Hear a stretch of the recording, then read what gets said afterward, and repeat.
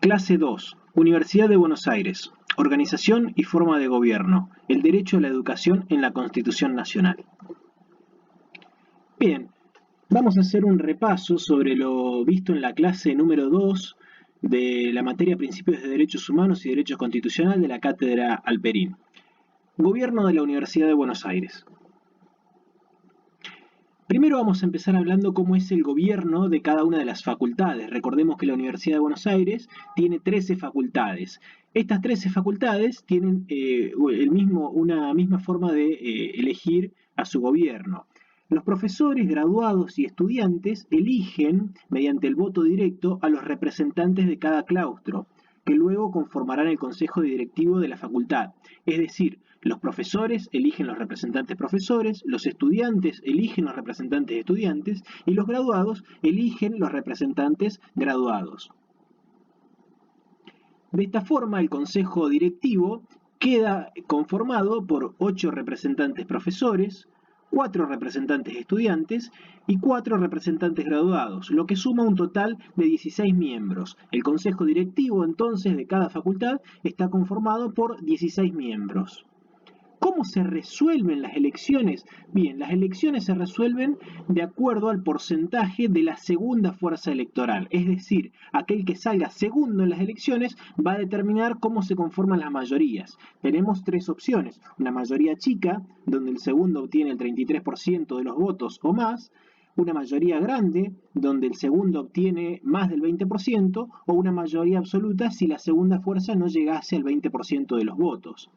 De manera tal que en caso de obtener una mayoría chica, en el caso de los profesores quedaría 5 para la primera fuerza y 3 para la segunda. En el caso de estudiantes y graduados sería 3 y 1. En el caso de que el segundo pase el 20% pero no llegue al 33%, habría una mayoría grande y los profesores tendrían 6 representantes la primera fuerza y 2 la segunda. En el caso de estudiantes graduados sería 4, sería similar a una mayoría absoluta. Y si ni siquiera la segunda fuerza llegara al 20%, habría una mayoría absoluta tanto en profesores como en estudiantes y graduados. Finalmente, el consejo directivo elige un decano y un vicedecano. De esta manera, cada facultad queda gobernada por un decano, un vicedecano y 16 miembros del consejo directivo. Bien, pasemos ahora al gobierno de la Universidad de Buenos Aires. Una vez elegidos los consejos directivos de las 13 facultades, cada claustro por separado vota a los 5 consejeros graduados, 5 consejeros profesores y 5 consejeros estudiantes que los representarán en el Consejo Superior. El Consejo Superior se conforma por 5 consejeros profesores, 5 consejeros estudiantes, 5 consejeros graduados y los 13 decanos, lo que totaliza 28 miembros. La Asamblea Universitaria es el órgano máximo del gobierno de la UBA y es convocada por decisión del Consejo Superior o a pedido de por lo menos un tercio de sus componentes. Está conformada por 236 miembros. Es el Consejo Superior más los 13 consejos directivos de las facultades. Es un montón de gente. Sus funciones son elección del rector, resolver sobre la renuncia del rector, suspender o separar al rector por causa justificada, decidir sobre la creación, supresión o división de facultades, modificar el estatuto, asumir el gobierno de la universidad en caso de ser necesario. Divisiones del derecho. El derecho puede dividirse a grandes rasgos en 2 principales ramas: derecho público y derecho privado. El derecho público establece una relación entre 2 sujetos entre los cuales uno tiene frente al otro, un valor jurídico superior, es decir, es el Estado. El Estado por un lado y la persona por el otro, persona física o persona jurídica. El derecho privado relaciona a sujetos equivalentes con el mismo valor jurídico, es decir, entre personas, personas humanas, personas físicas o personas jurídicas, pero ambos tienen el mismo valor, es decir, el Estado no es una de las partes. Fuentes del derecho. Las fuentes del derecho son aquellas formas de creación de normas jurídicas. Se las divide normalmente en cuatro: costumbre, doctrina, jurisprudencia y ley. La costumbre son un conjunto de hábitos compartidos por la comunidad. La doctrina son aquellas publicaciones y artículos que tienen un fondo científico, es decir, que surgen después de haber hecho una investigación y normalmente por parte de personalidades que tienen un amplio conocimiento y dominio dentro de la materia del derecho. La jurisprudencia son un conjunto de fallos análogos emitidos por tribunales, es decir, que son aquellos fallos emitidos por jueces ante una determinada conducta, adoptan un determinado fallo. Posteriormente, entre una conducta similar, se va a adoptar un fallo similar. La ley son las normas creadas por un parlamento. Entiéndase por parlamento aquella rama del poder legislativo que puede ser un Congreso Nacional, un Congreso Provincial, una legislatura o un Consejo Deliberante. El preámbulo de la Constitución Nacional. La Constitución Nacional. Importancia y validez histórica del preámbulo. Preámbulo. Nos, los representantes del pueblo de la nación argentina, reunidos en Congreso General Constituyente, por voluntad y elección de las provincias que la componen, en cumplimiento de pactos preexistentes, con el objeto de constituir la Unión Nacional, afianzar la justicia, consolidar la paz interior, proveer a la defensa común, promover el bienestar general y asegurar los beneficios de la libertad para nosotros, para nuestra posteridad y para todos los hombres del mundo que quieran habitar en el suelo argentino, invocando la protección de Dios, fuente de toda razón y justicia, ordenamos, decretamos y establecemos esta Constitución para la nación argentina. Bien, vamos a analizar la importancia que tiene este preámbulo para nuestra Constitución Nacional y qué quisieron decir cuando escribieron este verso romántico al inicio de la Ley Suprema. En la primera parte tenemos que ver que dice: nos, los representantes del pueblo de la nación argentina.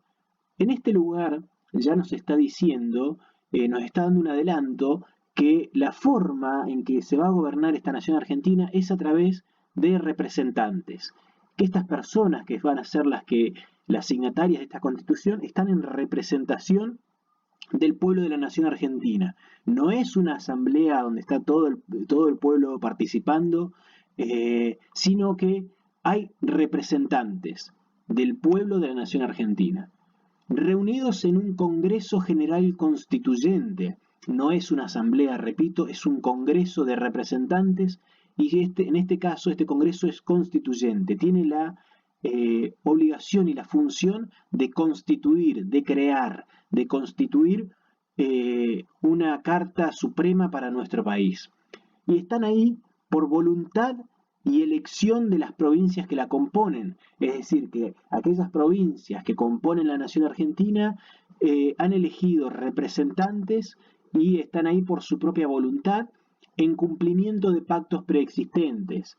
Este preámbulo, esta constitución se sancionó en 1853, pero no fue que se juntaron en ese momento, sino porque sí, sino que estaban cumpliendo pactos que ya habían firmado anteriormente a esta fecha. Y el objeto, ¿cuál era el fin, la finalidad, el fin de este Congreso Constituyente, de crear esta Constitución? ¿Para qué la hacían? Bien, para constituir la Unión Nacional. Esa era la principal finalidad, la de constituir una unión nacional, es decir, que ya estaban cansados de las peleas, cansados de la guerra, y debían constituir una unión nacional, afianzar la justicia, es decir, dijeron, basta, vamos a resolver nuestros conflictos como gente civilizada a través del derecho, a través de la justicia, consolidar la paz interior. Si se fijan en los primeros conceptos que tenemos, la primera finalidad, el primer objeto es constituir una unidad nacional, afianzar la justicia, consolidar la paz interior. Eran todos problemas muy comunes. En aquella época se iba a la guerra entre provincias por distintas disputas. Había provincias que invadían a otras. Entonces dijeron, basta, vamos a resolver nuestros conflictos de manera civilizada. Consolidemos la paz interior y vamos a proveer a la defensa común. Si nos situamos en aquella época, en 1853, vamos a ver que hay muchos potenciales conflictos externos. Tenemos por un lado el Imperio del Brasil, por otro lado los franceses, los ingleses que amenazaban con tomar nuestro territorio, es más, ya lo habían intentado. Entonces, lo que dijeron es, bueno, dejémonos de pelear entre nosotros, aseguremos, consolidemos la paz interior y entre todos vamos a proveer a una defensa común con el fin de ser más fuertes. Promover el bienestar general, asegurar los beneficios de la libertad para nosotros, para nuestra posteridad y para todos los hombres del mundo que quieran habitar en el suelo argentino. Es decir, vamos a tomar algunas cosas para consolidar la paz interior, vamos a proveer una defensa común y vamos a darle bienestar a la gente también. Vamos a asegurar los beneficios de la libertad, basta de esclavos, basta de esclavitud. ¿Para quién? Para nosotros, es decir, los que estamos firmando esta constitución, representantes del pueblo de la nación argentina y para todas las generaciones venideras. También para todos los hombres del mundo que quieran habitar en el suelo argentino. Hay que recordar que este suelo era y aún hoy es un país bastante despoblado para su extensión. Entonces todos aquellos hombres del mundo que quieran habitar el suelo argentino son bienvenidos a hacerlo. Invocando la protección de Dios, fuente de toda razón y justicia, ordenamos, decretamos y establecemos esta constitución para la nación argentina. Ya se habían intentado otras constituciones y habían fallado. Es por ello que estas personas, mayormente creyentes en Dios, invocaban la protección de un ser superior para que los ayudara a que por fin esta constitución asegurara el progreso para la nación argentina. Este preámbulo tiene lo que se denomina cláusula del progreso, que es el artículo 75, inciso 18, y el artículo 75, inciso 19, que se incorporó a la Constitución en 1994. El artículo 75, inciso 18 dice, proveer lo conducente a la prosperidad del país, al adelanto y bienestar de todas las provincias, al progreso de la ilustración, dictando planes de instrucción general y universitaria, y promoviendo la industria, la inmigración, la construcción de ferrocarriles y canales navegables, la colonización de tierras de propiedad nacional, la introducción y establecimiento de nuevas industrias, la importación de capitales extranjeros, la exploración de los ríos interiores por leyes protectoras de estos fines y por concesiones temporales de privilegios y recompensas de estímulos. Es decir, el preámbulo era la parte romántica de la Constitución donde da todas las finalidades y objetos que tiene esta Carta Magna. Y el artículo 75, inciso 18 de la Constitución Nacional nos dice cómo vamos a lograr eso.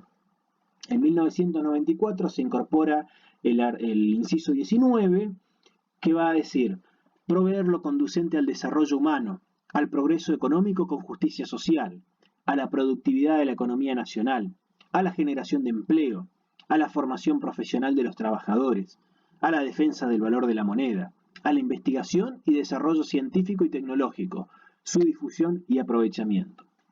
Proveer al crecimiento armónico de la nación y al poblamiento de su territorio.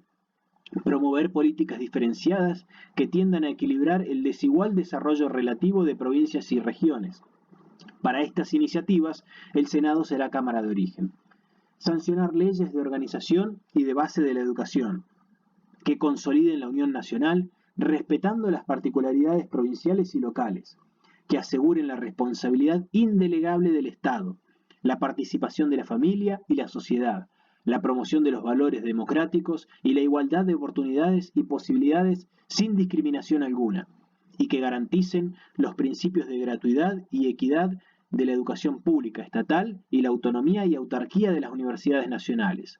Dictar leyes que protejan la identidad y pluralidad cultural, la libre creación y circulación de las obras del autor, el patrimonio artístico y los espacios culturales y audiovisuales. Entonces, para resumir, tenemos un preámbulo que nos dice cuál es el objeto de la Constitución y tenemos las cláusulas de progreso, que son el artículo 75, incisos 18 y 19, que nos dicen qué tiene que hacer el Estado para alcanzar el objeto de ese preámbulo. Constitucionalismo. El constitucionalismo es un proceso político jurídico con el objetivo de establecer en cada Estado un documento legal, la Constitución. Esta Constitución va a poseer aspectos formales y aspectos de contenido. Entre los aspectos formales vamos a encontrar que es un texto, normalmente un texto escrito, único y orgánico, con supremacía jurídica, es decir, que está por encima del resto de las normas. Con respecto a los aspectos de contenido, la Constitución va a estructurar al Estado y a enunciar diversos derechos personales. Vamos a hablar de los distintos tipos de constitucionalismo. El primero del que vamos a hablar es el constitucionalismo liberal, que se dio después de básicamente 3 revoluciones: la Revolución Inglesa, la Revolución Americana y la Revolución Francesa. Estas 3 revoluciones fueron configurando el constitucionalismo liberal. Este constitucionalismo va a estar al servicio del tercer estado, es decir, la burguesía, desplazando al primer estado, que es la monarquía, al segundo estado, que es la iglesia, y adormeciendo al cuarto estado, que sería el proletariado. Las bases ideológicas del constitucionalismo liberal es una sociedad posesiva del mercado, derechos naturales previos al Estado, básicamente el derecho a la propiedad privada, el derecho a la libertad, un orden natural de la economía, teoría de la representación, es decir, que el pueblo no gobierna, sino que lo hace a través de sus representantes, y va a dividir al pueblo en ciudadanos activos y ciudadanos pasivos. Los ciudadanos activos son aquellos que tienen la facultad, el derecho de participar en política, y los pasivos son aquellos que no lo tienen. Esta división se daba por había que tener una determinada educación o una determinada renta anual. Por ejemplo, en Argentina, durante el constitucionalismo liberal, se exigía que para poder acceder a ciertos cargos había que tener una renta de lo que hoy sería unos $3.000 mensuales. Esto habla de que claramente se separa al ciudadano entre un ciudadano que puede participar y uno que no. Los resultados de este constitucionalismo fue un nuevo orden político y económico antiaristocrático, derrota del primer, segundo y cuarto estado, y en la realidad una desigualdad notable. El constitucionalismo liberal fue reemplazado posteriormente, debido a sus distintas crisis, por el constitucionalismo de Estado Social de Derecho. Las crisis que tuvo el constitucionalismo liberal fueron una crisis de libertad, de igualdad y de justicia. Las concreciones, cómo se vino a concretar este nuevo constitucionalismo a través del constitucionalismo neoliberal social, del constitucionalismo marxista y del constitucionalismo corporativo. Las bases ideológicas, un concepto positivo de libertad e igualdad, participación política e intervención estatal en todas las distintas formas, y dignificación de los trabajadores y la justicia social. Los resultados difieren. Por un lado tenemos el marxismo y el corporativismo, que fracasó completamente y está casi extinto en todo el mundo. Con respecto al constitucionalismo neoliberal social, tenemos que hablar de resultados distintos de acuerdo al lugar del mundo. En los países del primer mundo fue un éxito y en los países del tercer mundo fue un fracaso. El constitucionalismo actual es socialmente más discreto y menos intervencionista que en décadas anteriores. Ha habido un auge del derecho transnacional y han surgido nuevos derechos personales. Proceso constitucional argentino. El proceso constitucional argentino podemos decir que arranca en 1810 y se da hasta la actualidad. Han habido dos corrientes durante este lapso, una de ellas sobre la centralización de Buenos Aires y otra sobre la descentralización y asociación de los pueblos del Virreinato del Río de la Plata. En la década de 1820 hubo mayormente anarquía. No anarquías en el sentido de que cada uno hacía lo que quería, sino que una anarquía con respecto a las autoridades, no estaba definido como una nación organizada. En 1826 hay una constitución unitaria por la cual se elige a Rivadavia como primer presidente, y en 1827 esta constitución es repudiada y Rivadavia renuncia.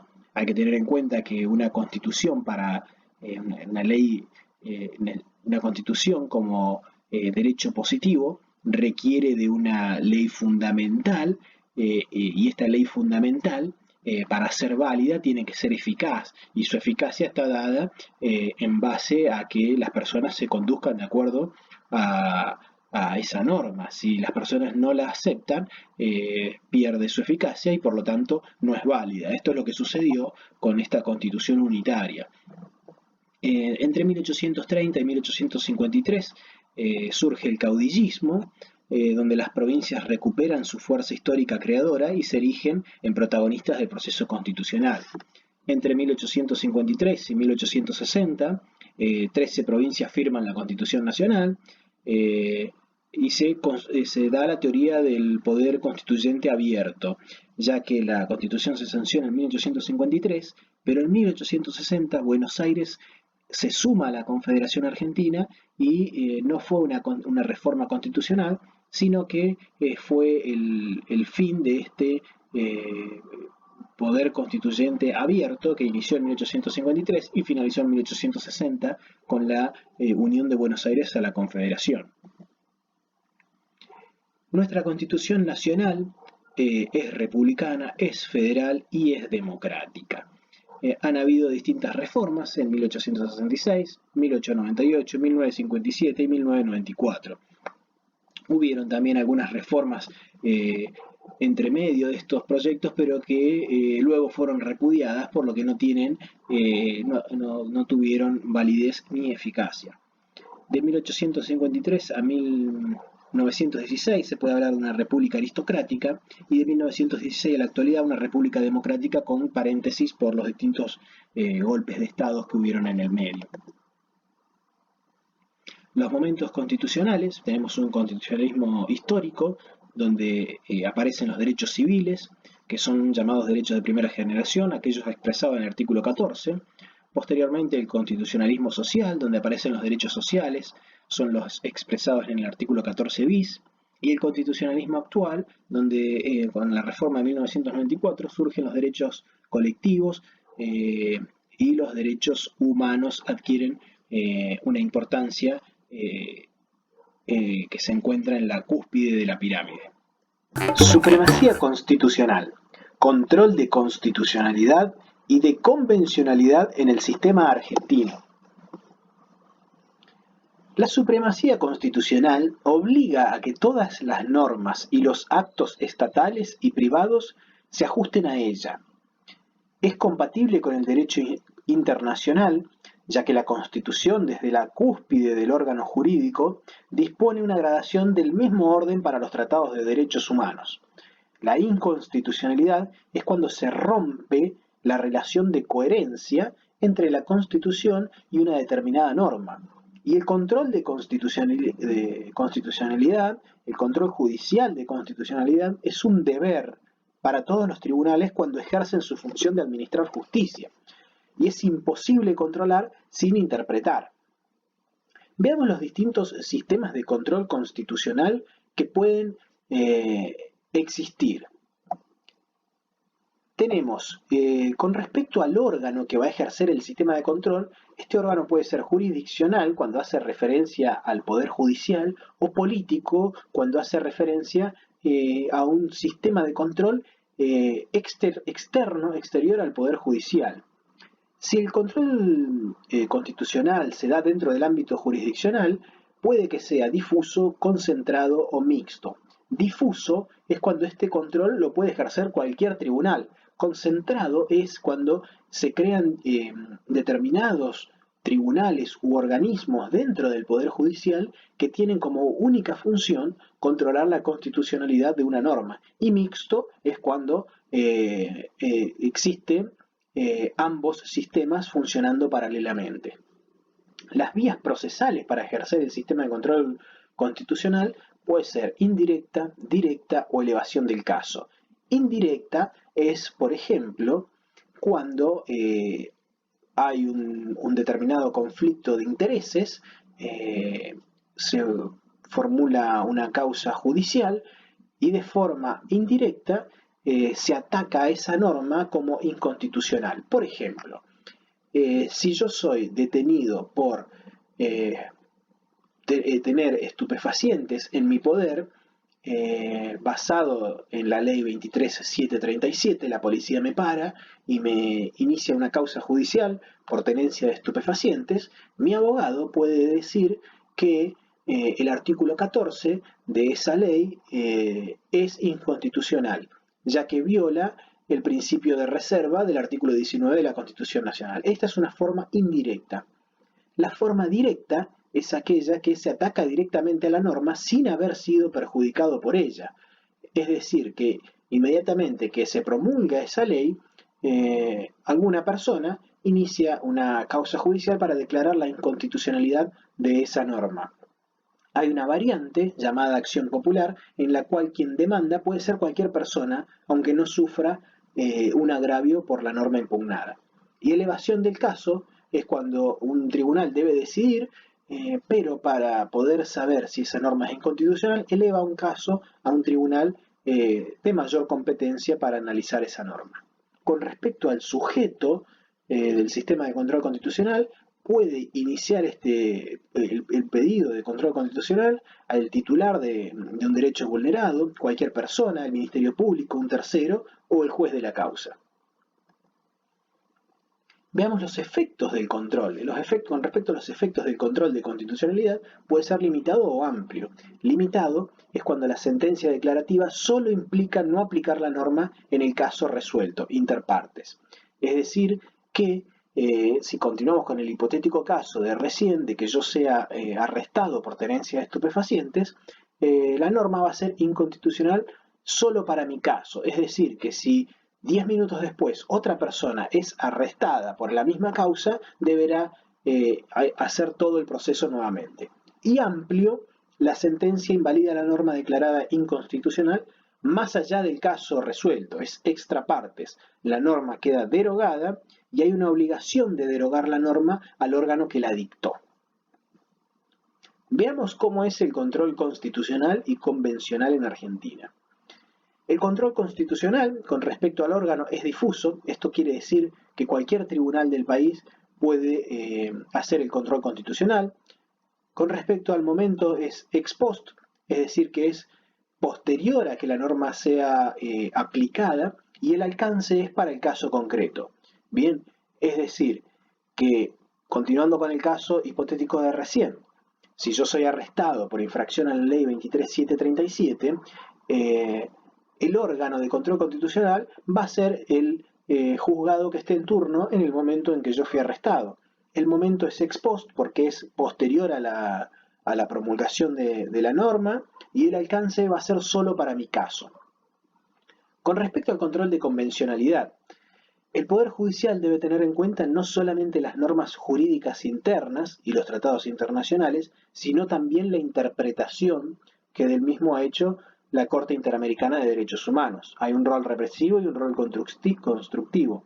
El rol represivo llama a inaplicar normas opuestas a la Comisión Americana de Derechos Humanos, y el rol constructivo obliga a los magistrados a interpretar el derecho doméstico de conformidad al pacto y a su interpretación.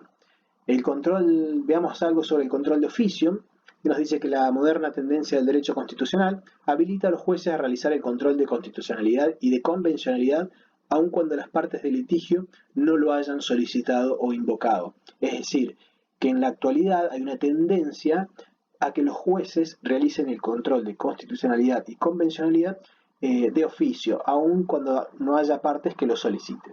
Garantías constitucionales, principios de reserva y legalidad. Bueno, vamos a comenzar hablando sobre el principio de reserva. El principio de reserva está en el artículo 19 de la Constitución Nacional. Y este artículo dice que las acciones privadas de los hombres que de ningún modo ofendan al orden y a la moral pública, ni perjudiquen a un tercero, están solo reservadas a Dios y exentas de la autoridad de los magistrados. Ningún habitante de la nación será obligado a hacer lo que no manda la ley, ni privado de lo que ella no prohíbe.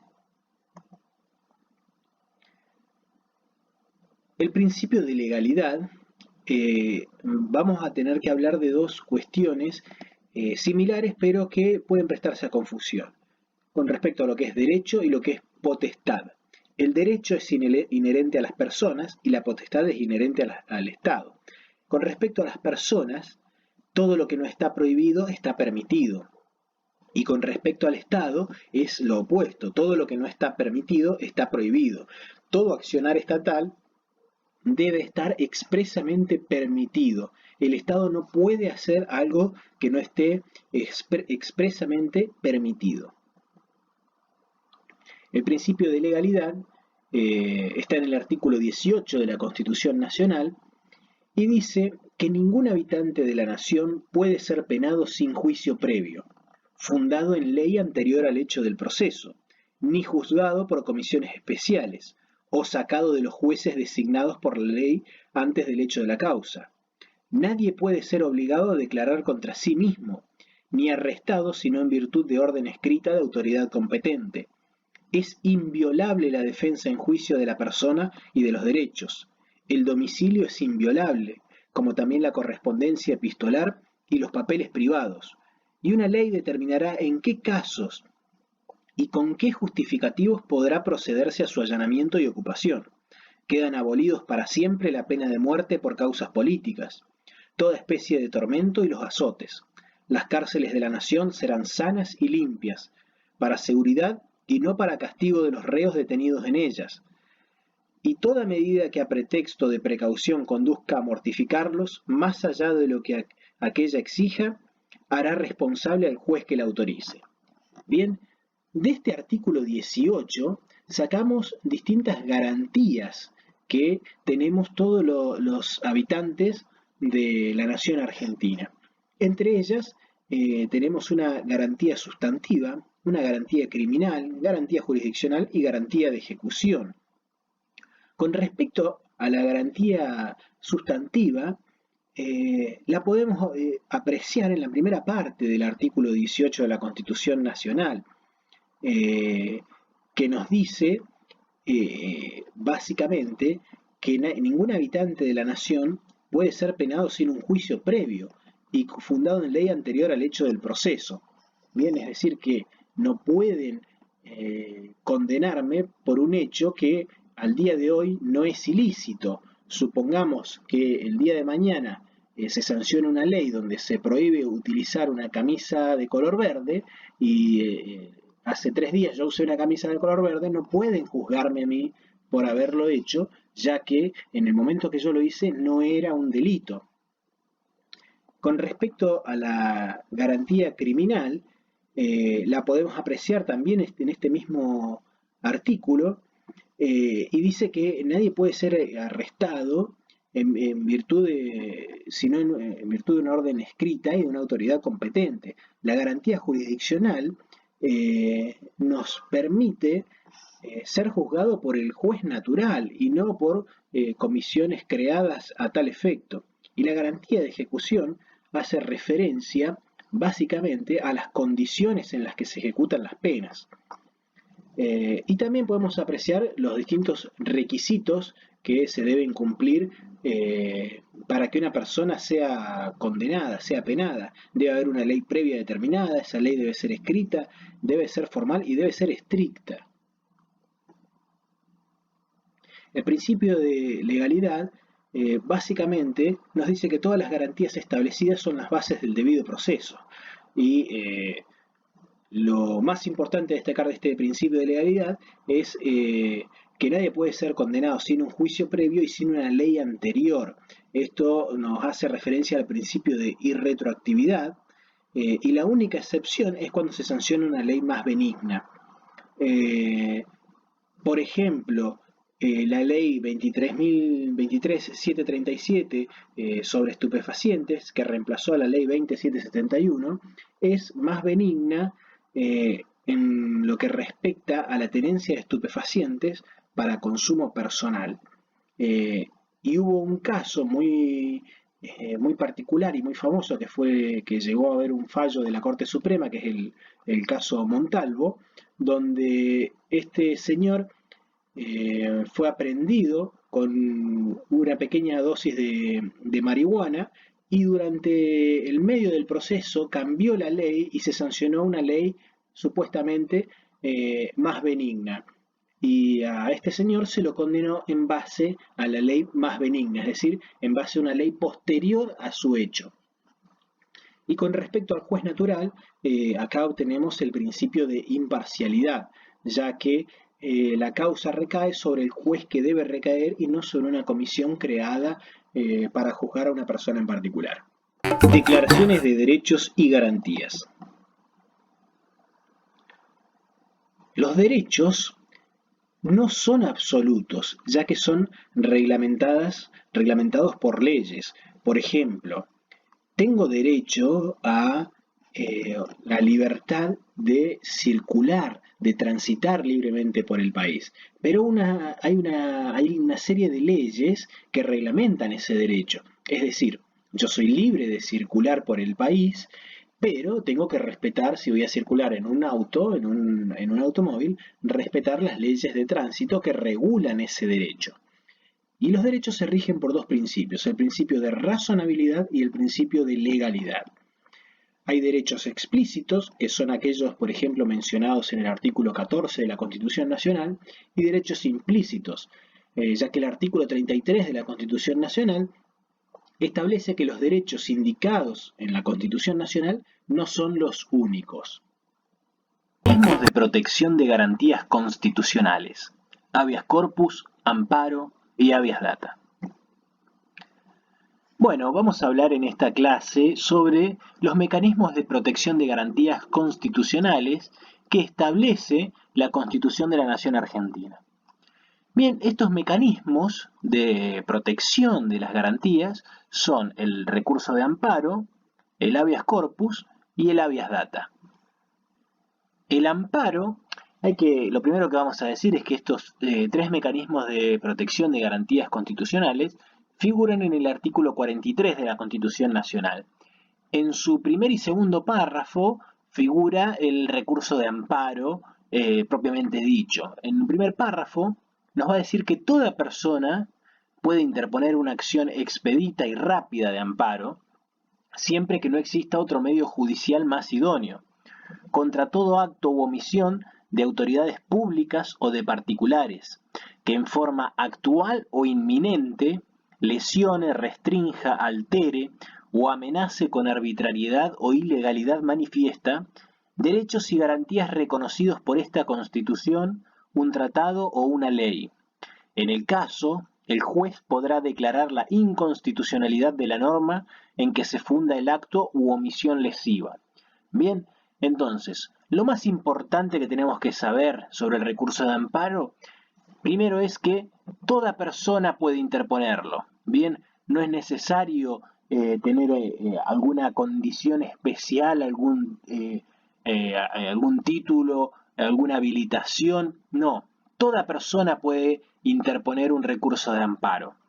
Y es una acción expedita y rápida. Pero atentos, para poder interponer este recurso de amparo no debe existir otro medio judicial más idóneo. No es por cualquier cosa. Si existiese otro medio judicial, se debe utilizar ese otro medio judicial. Y es contra todo acto u omisión de autoridades públicas o de particulares.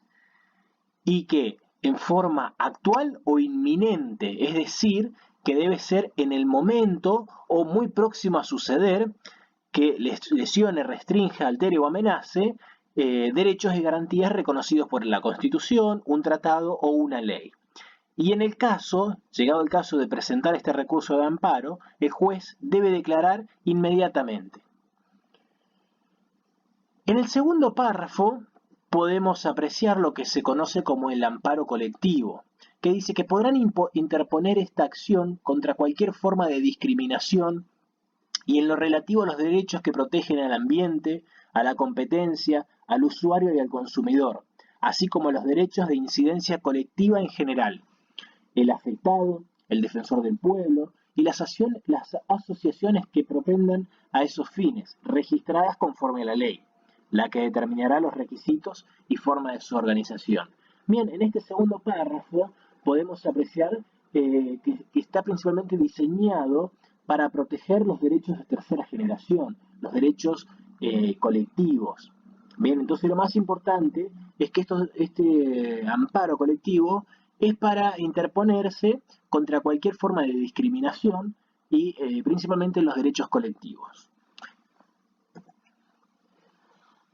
El segundo mecanismo con que contamos es el habeas data. También figura en el artículo 43 de nuestra Constitución Nacional y dice que toda persona podrá interponer esta acción para tomar conocimiento de los datos a ella referidos y de su finalidad, que consten en registros o bancos de datos públicos o los privados destinados a proveer informes y en caso de falsedad o discriminación para exigir la supresión, rectificación, confidencialidad u actualización de aquellos.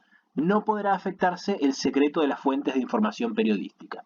Bien, esto está principalmente diseñado para que cualquier persona pueda tomar conocimiento sobre los datos que de ella poseen. Esto principalmente se da cuando hay una persona que puede denunciar una persecución política y quiere saber si una determinada organización posee datos y qué datos posee de esa persona. En el caso de los bancos, que muchas veces poseen nuestros datos con la finalidad de ofrecernos servicios financieros y cobrarnos posteriormente, bien, para eso existe el habeas data. Hay una salvedad y es que no podrá afectarse el secreto de las fuentes de información periodística. El habeas corpus también figura en el artículo 43 de la Constitución Nacional y dice que cuando el derecho lesionado, restringido, alterado o amenazado fuera la libertad física o en caso de agravamiento ilegítimo en la forma o condiciones de detención o en el de desaparición forzada de personas, la acción de habeas corpus podrá ser interpuesta por el afectado o por cualquiera en su favor, y el juez resolverá de inmediato, aún durante la vigencia del estado de sitio. Bien, entonces, el habeas corpus se interpone cuando el derecho afectado es la libertad. También para el caso en caso de estar detenido, cuando se agraven ilegítimamente las condiciones de detención o para la desaparición forzada de personas. En este caso, el juez debe resolver de inmediato, aún durante el estado de sitio. Recordemos que cuando se declara el estado de sitio se suspenden las garantías constitucionales. Bien, esta es la salvedad, esta es la excepción. En base a esto podemos distinguir 4 tipos clásicos de habeas corpus. Por un lado el preventivo, cuando hay una amenaza real e inminente, es decir, que la libertad todavía no ha sido afectada, pero hay una amenaza real e inminente de que ello pueda llegar a ocurrir. El clásico, el habeas corpus clásico, cuando hay un arresto ilegal. El correctivo, cuando hay malas condiciones de detención. Y el restringido, cuando hay hostigamiento policial o hostigamiento de cualquier tipo que restrinja el derecho ambulatorio. Proceso de sanción de leyes en Argentina. Bueno, con respecto a la presentación de proyectos, tenemos que saber que un proyecto de ley puede ser presentado por diputados, por senadores, por el presidente o por una iniciativa popular. En el caso de la presentación por diputados, tienen exclusividad en la presentación de proyectos de ley referidos a contribuciones o impuestos y referentes al reclutamiento de tropas. Es decir, que ninguno de estos tres organismos puede presentar un proyecto de ley referente a contribuciones o reclutamiento de tropas. Los senadores tienen exclusividad en lo que es la ley de convenio o coparticipación, es decir, cómo se van a distribuir la recaudación entre las distintas provincias. El presidente puede presentar cualquier tipo de proyecto de ley, excepto estos mencionados acá arriba, y la iniciativa popular puede presentar cualquier tipo de proyecto de ley, excepto reforma constitucional, tratados internacionales, tributos, presupuesto y materia penal. Bueno, veamos las distintas opciones que vamos a tener con respecto a las leyes. Bien, la Cámara de Origen, se llamará Cámara de Origen a la Cámara por donde ingrese el proyecto, puede ser la Cámara de Diputados o la Cámara de Senadores, y la Cámara Revisora será la que lo revise una vez aprobado en la Cámara por donde ingresó. Si la Cámara de Origen aprueba el proyecto y la Cámara Revisora también lo aprueba, se sanciona el proyecto aprobado por la Cámara de Origen. Si la Cámara de Origen lo aprueba y la Revisora lo rechaza, desecha el proyecto no puede volver a tratarse en las sesiones de ese año, es decir, que hay que esperar al siguiente año para poder tratar el proyecto. Si en la Cámara de Origen se rechaza o desecha un proyecto, ese proyecto no pasa ni siquiera a la Cámara Revisora y tampoco puede volver a tratarse en las sesiones de ese año. Si la Cámara de Origen aprueba el proyecto y la Cámara Revisora adiciona o corrige por mayoría absoluta, que sería la mitad más uno, o por 2/3 de los votos, vuelve a la Cámara de Origen. Es decir, que si en la Cámara de Origen se aprueba, en la Revisora se adiciona o corrige algo, este proyecto vuelve a la Cámara de Origen. Y acá tenemos dos opciones. Si la Cámara de Origen acepta las modificaciones, se sanciona el texto aprobado en la Cámara Revisora. Y la segunda opción es que si la Cámara de Origen insiste en la redacción originaria, necesita alcanzar la misma mayoría o una superior que la Cámara Revisora para que sancione como ley el texto originalmente aprobado. En el caso de no lograrlo, queda sancionado el texto aprobado en la Cámara Revisora. En ningún caso podrá la Cámara de Origen desechar totalmente los proyectos modificados por la Cámara Revisora ni introducir nuevas adiciones o correcciones. Es decir, que de la Cámara de Origen sale un proyecto, la Cámara Revisora puede aprobar, rechazar, adicionar o corregir, pero en el caso de que esta Cámara, la Cámara Revisora, adicione o corrija, una vez que vuelve, esta Cámara no puede volver a adicionar o corregir cosas. Con respecto a la promulgación o veto de esa ley, una vez que la Cámara de Senadores y la Cámara de Diputados sancionan un proyecto de ley, esta pasa al Poder Ejecutivo. Y el presidente de la Nación tiene dos opciones: aprobar y promulgar la ley o vetar la ley. Veamos el primer caso. Si el presidente de la Nación aprueba y promulga la ley, se completa el proceso legislativo. Esto lo puede hacer por medio de un decreto o bien por una promulgación de hecho, ya que si el presidente no se pronuncia pasados 10 días hábiles desde que se le comunicó la norma, se promulga automáticamente. Y en el supuesto de que el presidente de la Nación decida vetar la ley de forma total o parcial, en caso de veto parcial, puede promulgar parcialmente la parte no vetada cuando no desvirtúe el espíritu del proyecto sancionado por el Congreso. Veamos qué puede ocurrir. El Poder Ejecutivo decide vetar la ley, la Cámara Legislativa Iniciadora confirma la ley, cuenta con 2/3 de los votos para insistir en la sanción de las cámaras, la Cámara Revisora confirma la ley, también con 2/3, y la ley es promulgada. Bien, esto estamos hablando de la insistencia del Poder Legislativo en caso de veto del Poder Ejecutivo. Bien, si el Poder Ejecutivo veta la ley, pero la Cámara de Origen y la Cámara Revisora ambas cuentan con 2/3 para confirmar la ley se promulga igual aunque el Poder Ejecutivo haya decidido vetarla. Veamos un segundo caso. El Poder Ejecutivo decide vetar la ley, la Cámara de Origen no confirma la ley ya que no cuenta con 2/3 de los votos, la Cámara Revisora no puede tratarlo y no puede tratarse ese mismo tema en las sesiones de ese año y se mantiene el voto. Lo mismo va a suceder si el Poder Ejecutivo veta la ley y esta ley es confirmada con 2/3 de los votos de la Cámara de Origen, pero no así, no cuentan con los 2/3 en la Cámara Revisora, se mantiene el veto. Los decretos. Bien, vamos a hablar hoy un poco sobre los tipos de decretos, principalmente que rigen en Argentina, pero también esto es normalmente aplicable a cualquier país de Latinoamérica. Eh, los decretos en Argentina se clasifican en 4 tipos. Tenemos por un lado decretos autónomos, decretos reglamentarios, decretos delegados y los que todos conocemos, los que son normalmente más nombrados, son los decretos de necesidad y urgencia, y con los cuales normalmente los medios de comunicación confunden al resto de los decretos y suelen llamarle a cualquier decreto decreto de necesidad y urgencia. Vamos a analizarlos a cada uno de ellos para conocer sus características. Los primeros de ellos, decretos autónomos, son las decisiones internas de la administración. Este tipo de decretos se da normalmente cuando, por ejemplo, el presidente de la nación firma un decreto estableciendo una nueva conformación, un nuevo cuadro de organización en algún ministerio, donde se crean nuevos puestos, se suprimen otros puestos, se establecen distintas funciones. Estos son los decretos autónomos, que son decisiones internas de la administración.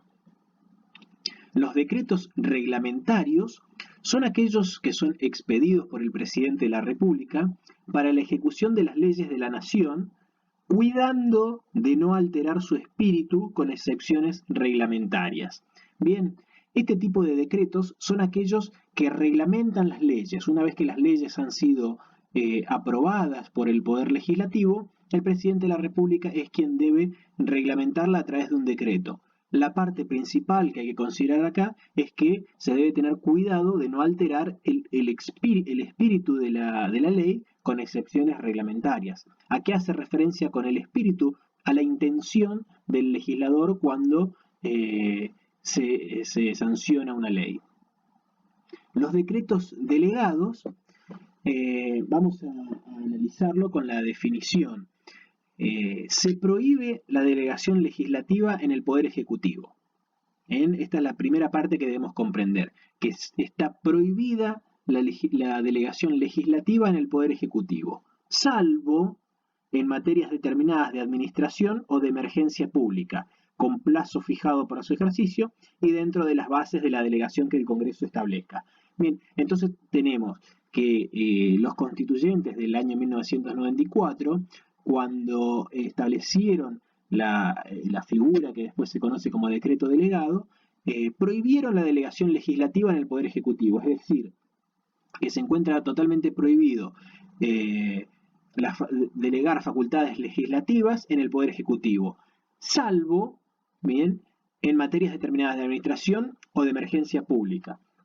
Esto tiene que estar por un plazo fijado por esa ley y dentro de las bases de la delegación que el Congreso establezca. Y los decretos de necesidad y urgencia, vamos a tratar de comprender que el Poder Ejecutivo no podrá, en ningún caso, bajo pena de nulidad absoluta e insanable, emitir disposiciones de carácter legislativo, salvo solamente cuando circunstancias excepcionales hicieran imposible seguir los trámites ordinarios previstos por la Constitución para la sanción de las leyes. Bien, ¿cuáles van a ser estas circunstancias excepcionales en las que el presidente puede emitir un decreto de necesidad y urgencia? Bueno, cuando las cámaras del Congreso no puedan reunirse por circunstancias de fuerza mayor que lo impidan. A través de fallos de la Corte Suprema de Justicia, se ha establecido cuáles son esas circunstancias de fuerza mayor. Esas circunstancias son en el caso de acciones bélicas o en el caso de desastres naturales que impidiesen la reunión de los legisladores. Bien, como podemos apreciar, estas circunstancias de fuerza mayor son circunstancias de fuerza mayor realmente. No es que no tuvieron ganas de venir o se fueron de vacaciones o perdieron el avión o lo que fuera, no. Fíjense que son en caso de acciones bélicas o de desastres naturales, no es para cualquier cosa. Y otra de las circunstancias excepcionales, como dijimos, la primera es que no pueden reunirse los legisladores por circunstancias de fuerza mayor, y la segunda es cuando la situación que requiere solución legislativa sea de una urgencia tal que deba ser solucionada inmediatamente. No se puedan esperar 9 días, 10 días, 15 días para sancionar una ley, sino que tiene que ser urgentemente solucionada de forma inmediata. Y vamos a ver algunas de las cuestiones que hacen al decreto de necesidad de urgencia. Aunque se reúnan estos requisitos, no puede tratarse de normas que regulen materia penal, tributaria, electoral o el régimen de los partidos políticos. Bien, es decir, que no pueden sancionarse, dictarse un decreto de necesidad y urgencia estableciendo nuevos delitos o nuevos impuestos o de un día para otro la supresión de un partido político. Los decretos de necesidad y urgencia serán decididos en acuerdo general de ministros, que deberán refrendarlos conjuntamente con el jefe de gabinete de ministros. Es decir, que el decreto de necesidad y urgencia lo tienen que firmar todos los ministros y refrendarlos en conjunto con el jefe de gabinete de ministros. Y este jefe de gabinete, personalmente y dentro de los 10 días, someterá la medida a consideración de la Comisión Bicameral Permanente. Y esta comisión elevará su despacho en un plazo de 10 días al plenario de cada Cámara para su expreso tratamiento. Es decir, que si se reúnen todas estas circunstancias excepcionales y no se trata de ninguna de estas materias, ni penal, tributaria, ni electoral, este decreto de necesidad de urgencia tiene que ser firmado por todos los ministros, por el jefe de gabinete, y es el mismo jefe de gabinete de ministros quien debe llevar este decreto a la comisión bicameral para que lo trate en un plazo de 10 días. Posteriormente, después de otros 10 días, debe ser elevado al plenario de cada Cámara para su tratamiento. Como ven, es una circunstancia extrema y no debería ser la norma que se emitan decretos de necesidad de urgencia permanentemente. Poder Judicial. Organización del Poder Judicial. Bueno, vamos a hablar ahora sobre el Poder Judicial. Lo primero que tenemos que saber son 3 principios básicos que deben regir en el Poder Judicial. El primero de ellos es la independencia. En ningún caso el presidente de la Nación ni ninguna otra persona puede ejercer funciones judiciales, arrogarse el conocimiento de causas pendientes o restablecer las fenecidas.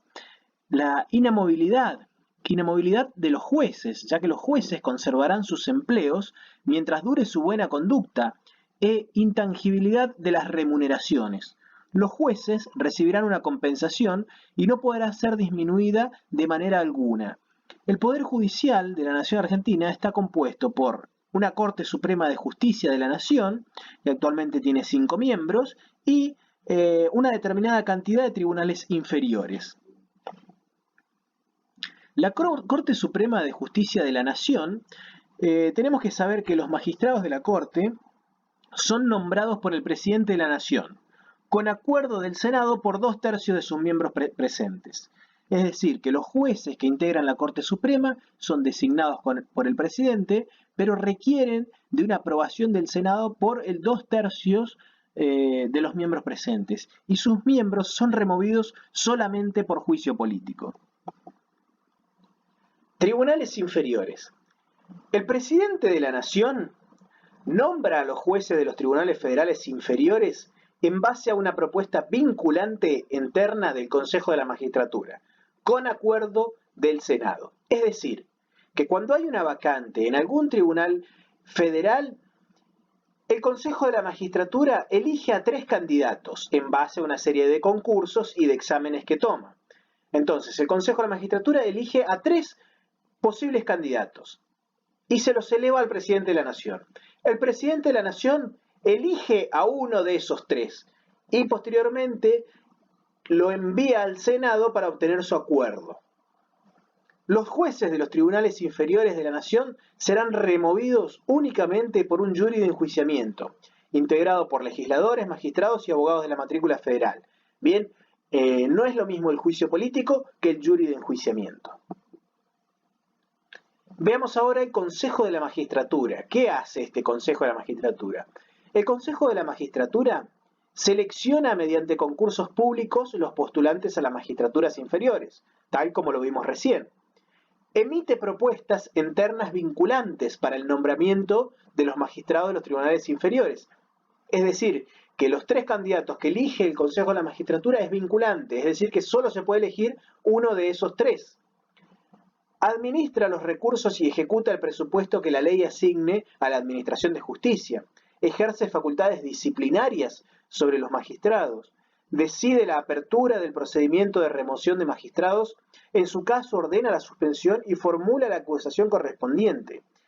Dicta los reglamentos relacionados con la organización judicial y todos aquellos que sean necesarios para asegurar la independencia de los jueces y la eficaz prestación de los servicios de justicia. El Consejo de la Magistratura está compuesto por los siguientes miembros: 3 jueces, 3 senadores, 3 diputados, un representante del Poder Ejecutivo, 2 abogados de la matrícula federal y un representante académico. Nuevas instituciones creadas a partir de la reforma de 1994. Bueno, la primera institución sobre la cual vamos a hablar es la Auditoría General de la Nación. La Auditoría General de la Nación ya existía previo a la reforma de 1994, pero al introducirla en el texto de la Constitución Nacional, el constituyente buscó darle una mayor autoridad, un mayor significado para la nación.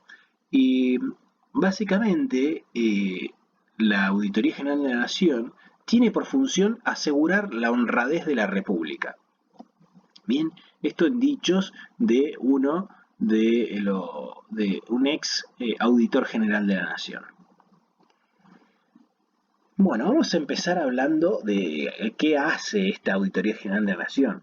Bien, el control, todo esto figura en el artículo 85 de la Constitución Nacional.